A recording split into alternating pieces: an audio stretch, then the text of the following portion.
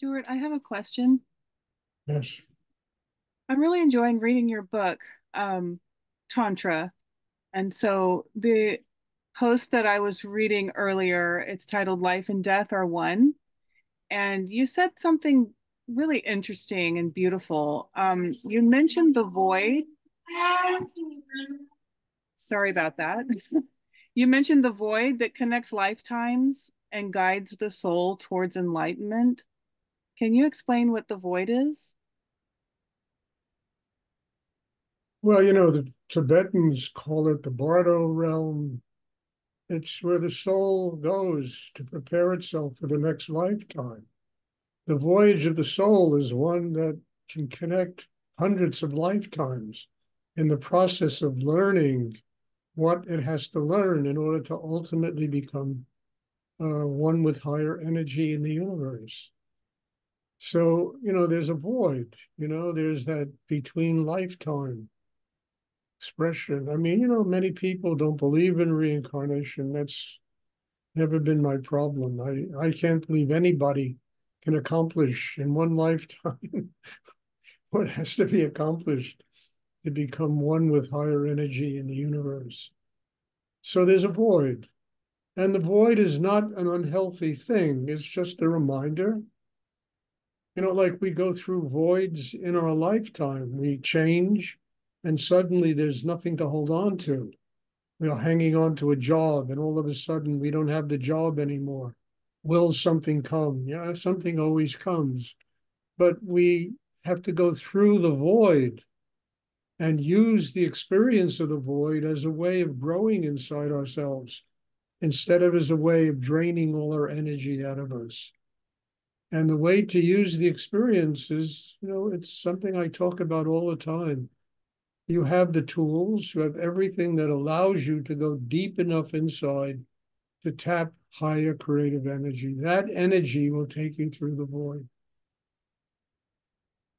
and that occurs in this lifetime. I mean, we all change. We all go through cycles. We go through different elements of birth and death and rebirth in our lifetime. And connecting with that higher force, using the tools that we have available to connect with that higher energy enables us to get through the changes, you know, to not allow the changes that take place in our lifetime to drain all our energy out of us. And to understand that a door closes, another one is going to open. They always do, unless we get so frantic inside. And people approach death that way. And it's the most frightening experience for any human being on the planet Earth, unless somebody has years of training inside to open and understand that it's just the soul moving on from one lifetime to another in its voyage to become spiritually enlightened. And as it comes back to the earth, what is the ultimate purpose? God is love. That's really the ultimate realization. And not just even a realization, we just live that way. God is love. But it takes years of working on ourselves to arrive at that kind of way of living. And all of the encumbrances have to be broken down and transformed inside. That's the journey of the soul.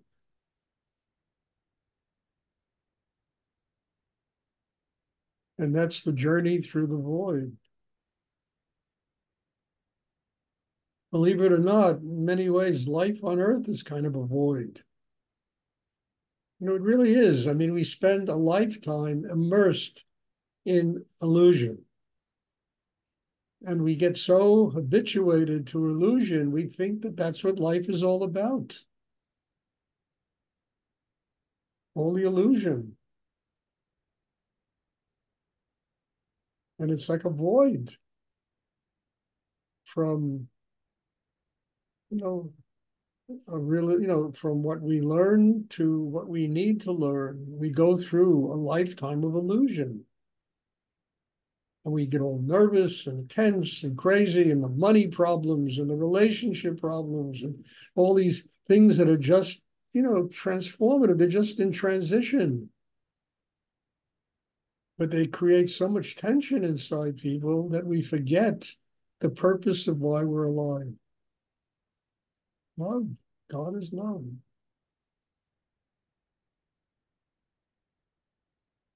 So life itself becomes a crazy kind of void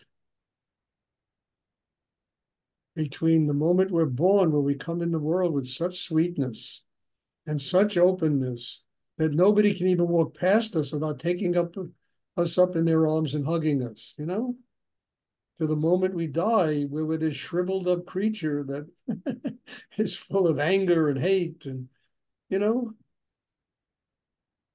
we have to come back again with that innocence and then learn how somehow to sustain it instead of getting swept away in all the Maya, all the illusion. It's a void.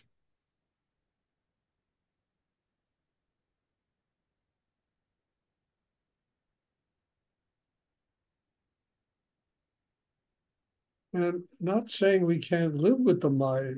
We just have to enjoy it and not be attached to it. It's there. As I've said 1,000 times, I once wrote, you don't go to a circus to have a lousy time. You come to the earth to learn how to live here with love and an open heart. And it's a gigantic circus. And we have to learn how to enjoy it, you know? Instead of, oh my God, my money problems, and my this, and my that, my headaches, and my this. And endlessly, we destroy any possibility of truly learning from the Maya what we need to do to grow.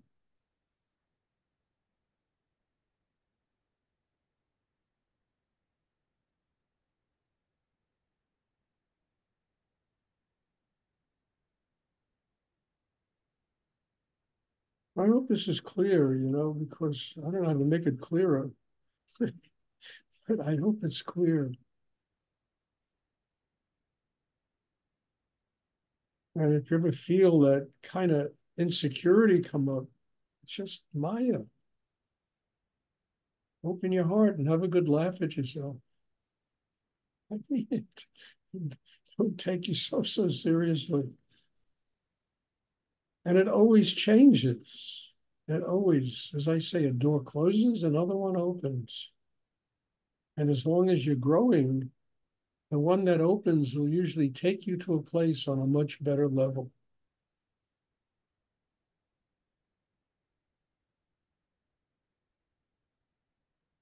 Does anyone else have a question they would like to ask?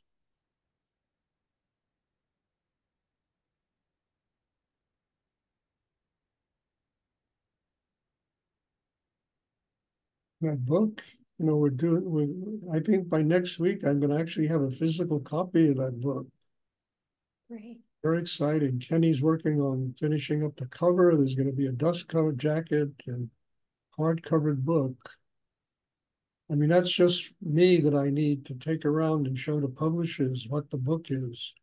See if I can get a publisher to get maybe some curators to do, introductions, stuff like that.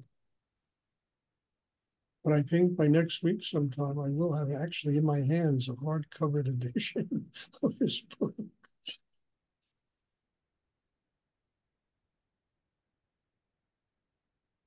Does anyone else have a question they would like to ask? Stuart, it's Lynn. Last night's class, I was actually really, really exhausted. So I'm not sure if I passed out or if I just went somewhere different during class. I saw you, but the background was dark, but I felt like there was a presence right next to you. And when I became maybe more aware of that difference, it went away, but it was very, very distinct. So I don't know if I was in a dream state or what. Um, Look, it's not a dream. Yeah, it's kind of a dream state, but what it is the reality that you ordinarily see begins to break down. And you go through that void and come out of it because you continue to do your inner work on a higher level and a deeper perception of reality. I mean, reality runs from the real to the surreal to it's like all these different schools of painting. It has so many different dimensions. And when you go through that, it all breaks down. The way you see the world breaks down. yeah. And you'll get tired when this happens. Just go to sleep. Oh, I was stumbly exhausted. Yeah, Yes. yeah, you'll go to sleep. You wake up the next morning and you'll be fresh. It'll be a whole new experience for you. So what you described is very good, and just don't get caught up in it and just say, okay, I'm open to it and let my reality change. I mean, when you came here, your reality was like hell. Your reality is getting a lot better. You know, Yeah. you know, when you first started studying here. And look at you. You look so sweet and kind inside and delicious. And it's wonderful what's happened to you. I mean that. Thank you. I feel really, really different. Yeah. Yes.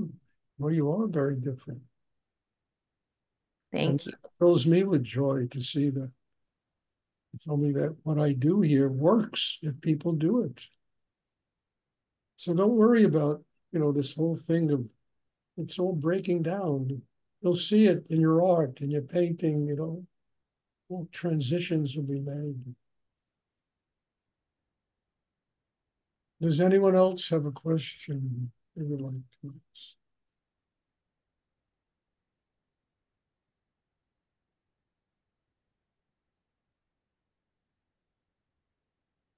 Okay, thank you. Well, God bless you. I'm telling you, I have learned so much in these classes. It's not easy for me to do this 7 times a week. Sit in front of wanted posters of people's faces. I mean, it's not easy to do, but I've learned so much. I'm not going to complain. What am I going to, this is the karma and my way of opening deep inside and really connecting with higher energy in the universe is extraordinary. And I'm like, when it comes to technical stuff, I'm like a kindergarten kid. They know more than I do in kindergarten about technology and all this stuff. But this Zoom thing has really worked. And I keep doing it because of that.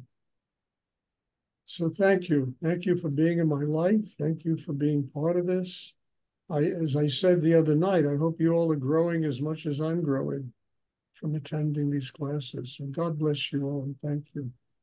And there'll be a class on Wednesday. No, Thursday. You know, looking forward to seeing everybody then. Thank you. Oh, by the way, one more thing before you all blank out. On next Sunday, there'll be a meditation class, but I'm going to hold it a half hour earlier. Something's come up that I have to do. Okay. So there will be a meditation class next Sunday, but it'll be at 12:30 my time here. And you can figure out your time according to 12:30 my time. So I'm looking forward to seeing everybody on Thursday. And next Sunday, there'll be that slight change. And then we'll go back to the regular time on Sunday. Okay, God bless you all. And I'm looking forward to seeing everybody on Thursday. You. Thank you, Stuart. You're Thank welcome. you very much, Stuart.